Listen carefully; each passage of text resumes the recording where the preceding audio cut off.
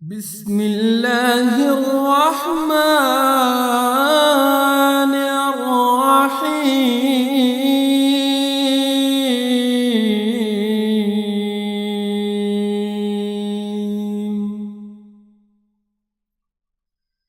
تبت يدا أبي لهب وتب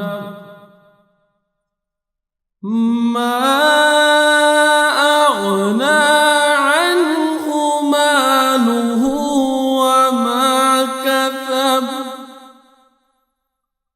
سيصلى نارا ذات لهب وامرأته حمالة الحطب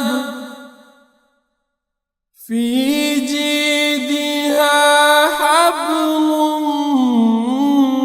من مسد